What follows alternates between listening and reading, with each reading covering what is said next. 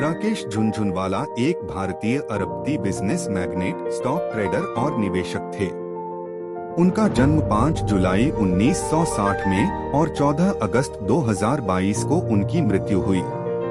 उन्होंने 1985 में 5,000 रुपए की पूंजी के साथ निवेश करना शुरू किया, 1986 में अपने पहले बड़े लाभ के साथ।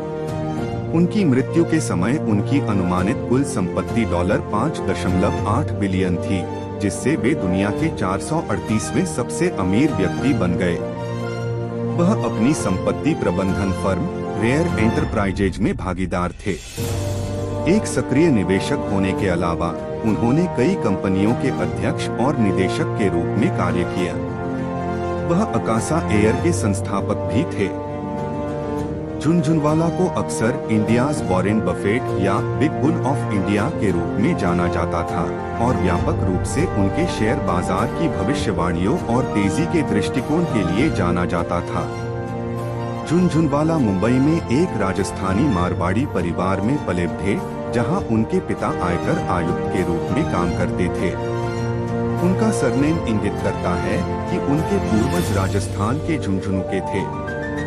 उन्होंने सिडेनहैम कॉलेज से स्नातक किया और उसके बाद institute of chartered accountants of India में दाखिला लिया। राकेश झुनझुनवाला ने 22 फरवरी 1987 को रेखा झुनझुनवाला से शादी की। झुनझुनवाला को 3 बच्चे हैं। उनकी बेटी निष्ठा का जन्म 30 जून 2004 को हुआ था। उनके जुड़वा बेटे आर्यमन और आर्यवीर का जन्म 2 मार्च 2009 को हुआ था।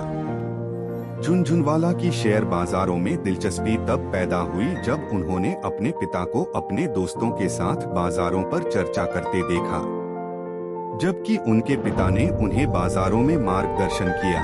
उन्होंने उन्हें कभी भी निवेश करने के लिए पैसे नहीं दिए और दोस्तों से पैसे मांगने से मना किया। हाथ में अपनी बचत के साथ राकेश ने कॉलेज में जल्दी निवेश करना शुरू कर दिया।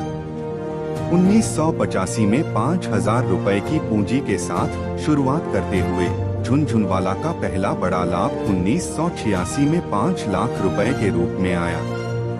1986 और 1989 के बीच उन्होंने लगभग 20 से 25 लाख का लाभ कमाया।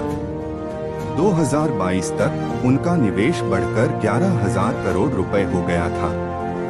2021 तक उनका सबसे बड़ा निवेश टाइटन कंपनी में था, जिसकी कीमत 7,294.8 करोड़ रुपए है। उन्होंने अपनी संपत्ति प्रबंधन फर्म रेयर एंटरप्राइजेज में एक भागीदार के रूप में अपने स्वयं के पोर्टफोलियो का प्रबंधन किया।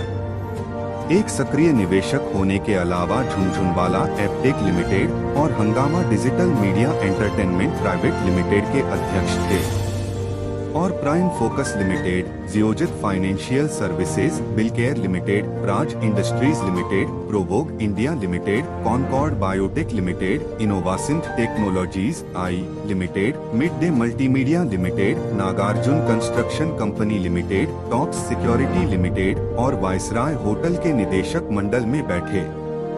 वह संयुक्त राष्ट्र के लिए भारत के अंतर्राष्ट्रीय आंदोलन IINUN के सलाहकार बोर्ड के सदस्य भी थे। 2013 में झुनझुनवाला ने स्टैंडर्ड चार्टर्ड बैंक से मालाबार हिल में रिजवे अपार्टमेंट की 12 इकाइयों में से 6 को 176 करोड़ में खरीदा था। बाद में 2017 में उन्होंने HSBC से 195 करोड़ रुपए में इमारत के अन्य 6 अपार्टमेंट खरीदे।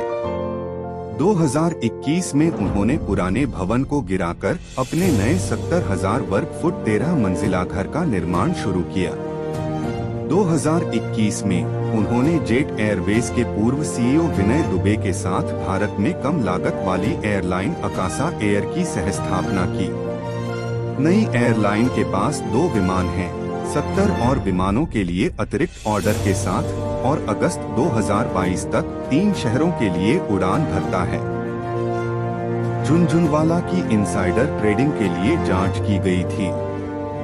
जुलाई 2021 तक सेबी ने झुनझुनवाला और उनके सहयोगियों से कुल 35 करोड़ रुपए के भुगतान के बाद इस मुद्दे को सुलझा लिया था। झुनझुनवाला ने 18.5 करोड़ और उनकी पत्नी ने 3.2 करोड़ का भुगतान किया। तो दोस्तों, ये थे झुनझुनवाला, सिर्फ 5,000 रुपए से 11,000 करोड़ तक पहुंचने वाला उनका ये सफर किसी फिल्म से कम नहीं। आपको हमारा ये वीडियो कैसी लगी हमें कमेंट सेक्शन में जरूर बताएं और ऐसे ही दिलचस्प वीडियोस के लिए हमारे चैनल को जरूर सब्सक्राइब करें।